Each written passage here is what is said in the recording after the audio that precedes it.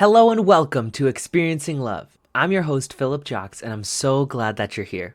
If I had to describe how the last few days of my life have felt, and if I had to use just one word, I would probably use the word distraction. These past few days, I have felt so distracted, but in both good and bad ways. There have been many times, many instances of me distracting myself from doing work or from even spending time with family or other people. I've been pretty isolated these past few days, so I've been distracted there. But I've also found that there have been many moments of productive procrastination and productive distraction. To go a little deeper on that, I just had the last few hours of doing work. And when I look back on all the work that I just did, I found that I did not do any of what I set out to do, but I did a lot of a bunch of other stuff that I planned to do in the past. I notice, now that I look back, that I had a bunch of different seeds planted, a bunch of different ideas, and with them sitting there, they were just waiting for me to have a moment, to have energy, to be inspired to do some work, to start growing. And honestly, I think that's how I treat a lot of my tasks, a lot of my work, at least for the podcast and for YouTube and social media. I have this mindset of sowing seeds, knowing that they're going to grow and they're going to manifest later down the line. I don't know when, I don't know how, but I know they will. And today was an example of that. I went to sit down to start working on my YouTube thumbnail game. Right now it's non-existent. I have no thumbnails on any of these videos, and I don't know how much of a difference it's going to make, but I won't know until I try. And it's something that I've been putting off for a very long time. It doesn't really excite me to do thumbnails, and yet I know that when I go to look at videos, thumbnails are very important to me. That alone is enough for me to know I need to work on it. So I went to sit down to work on these thumbnails, and I laid it out in front of me. What are the steps I wanted to take to create a thumbnail? Because I also follow this mindset. If there's something that I don't want to do, find a way to either automate it or make it as easy as possible to complete. More times than not, I'm able to automate like 80% of the process. So I asked myself, how can I automate this? What can I do to make this easier on myself? It's something I don't like doing, so might as well work with myself, not against myself. So I went step by step. Okay, first I need to make a template, and then I need to know what I want to put on this template. How do I want to design it? I know I want some words on there, so where am I getting the words from? And I was like, okay, I already have workflows that go through the entire transcript of these podcasts. So I have something that's able to pick out keywords for me, pick out key quotes for me. I just need to integrate it. So I got to that point and I was like, all right, perfect. Let me look at that workflow that I already have going on. I opened that, and this is where the distraction set in, and therefore the procrastination. As soon as I looked at this workflow, I realized that the one thing I wanted in terms of generating these keywords was hidden right behind this formatting issue that wasn't that big of a deal before, but would be made so much easier if I just solved it right then and there. And so I did. I started off by fixing that issue.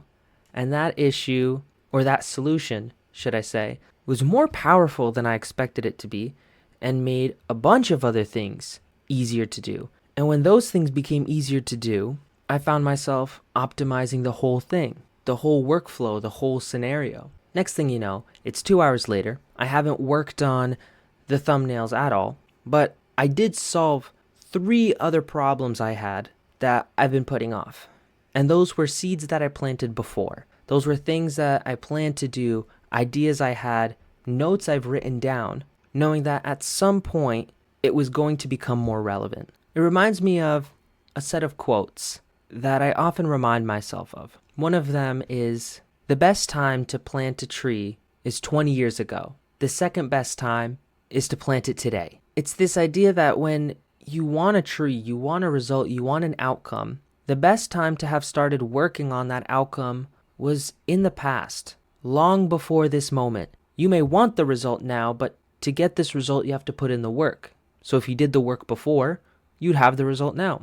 Most of us didn't put in the work before. So because of that, when we want a result now, we have to start working on it right now.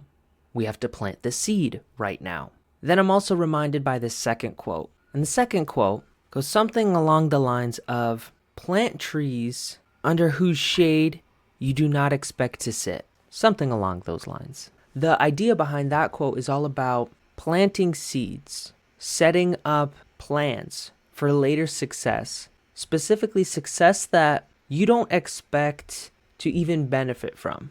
I often hear that quote with regard to building up different things in society and benefiting later generations. But sometimes I just apply that to myself as well. Sometimes I have ideas and I set plans into motion, some of which I don't even expect to work out. And then when they do work out, it feels fantastic. I love it. I get these ideas, I have these plans, and I recognize that many of these plans may never come to fruition. I may never act on them, and that's perfectly okay. A number of episodes ago, I talked about the steps I take to having an outstanding idea and then acting on an outstanding idea, and how it's not about waiting for the outstanding idea. It's about having tons of bad ideas first. Give yourself the opportunity to have hundreds, if not thousands of bad ideas, because I truly believe that every idea can lead to an outstanding idea. Every idea can lead to a great idea. It's from those bad ideas that you get to pick out bits and pieces and come up with maybe hundreds of good ideas. Then you could take those hundreds of good ideas and pick out bits and pieces of those. And then you're left with maybe tens, if not 100 great ideas. From those great ideas, once again, take out bits and pieces, the best parts. Put those together and you'll have maybe a handful of excellent ideas. And with that handful of excellent ideas, there may be one or two things that stand out so strongly that when put together or put with your favorite excellent idea, it becomes an outstanding idea. If you're lucky, you may get one of these incredible ideas. But I also guarantee that just the first iteration of an incredible idea can still get way better. It can stand out even more. But it's not going to get better if you don't give yourself permission to have worse ideas. Give yourself permission to suck. Give yourself permission to mess up. Give yourself permission to fail. Because if you fail 1,000 times, you're no better off now than you would be then. In fact, after 1,000 failures, you have 1,000 new experiences that you can learn and grow from. If you do anything 1,000 times, how much do you think you can actually learn from it? How much do you actually think you would gain from it? No matter what, it's a win-win. Every time you have a bad idea, it's a win. Give yourself 10 bad ideas and I guarantee you, at least 2 of them would be good ideas. And whether they're bad ideas, good ideas, great ideas, sometimes it's all about just having them, noticing them, and putting them on the shelf for later. Seeing maybe that's something you never touch again, or maybe that's something that you'll be able to take bits and pieces of later. Some of these ideas that I have that I act on days or weeks later, I only act on them because within those days or within those weeks, I learned something new that makes that previous bad idea into a great idea. I learned something new that makes whatever my plan was easier to do, more fun to do, more possible to do. So sometimes it is just about having the idea and planting the seed for later, so that when you learn more and you grow more and you experience more, your past ideas make a little bit more sense. I guarantee that I have ideas now that I've shelved, that I've written in one of my 7 notebooks on my desk that will become so much more relevant later. It's just not time for me to act on them now. And that's okay. Heck, I have so many ideas every single day that I believe it is physically impossible for me to actually act on every single one of them to the best of my ability. I could definitely act on all of them, but I would probably half-ass most of it. That's not how I roll. That's not how I do things. I wish the past me can look at me now because I would genuinely be surprised by the way that my life looks, by the way that I act and I behave on the daily basis. When I was still in high school, I hardly ever prioritized learning. I hardly ever prioritized growing or experiencing the world. Now it's at the core of everything that I do. I was so worried in my younger years about just living my life and being here that I wasn't thinking about who I get to become. I wasn't thinking about the areas of my life that weren't working for me then. Kids don't really do that. Or maybe I just didn't do that. I was living life on autopilot for a very long time.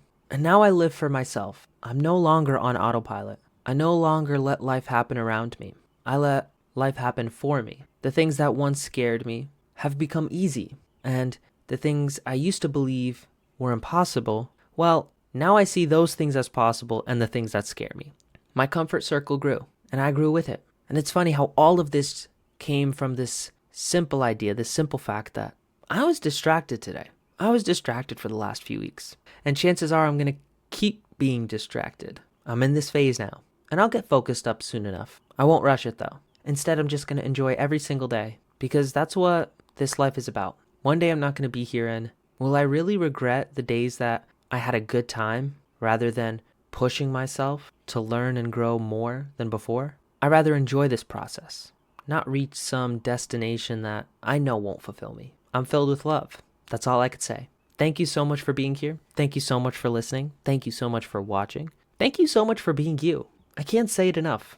I say it all the time. But I'm just happy that you are who you are because you wouldn't be here without it. And I'm lucky to have you. Remember to always fill up with the love. And I look forward to seeing you in the next one. I love you.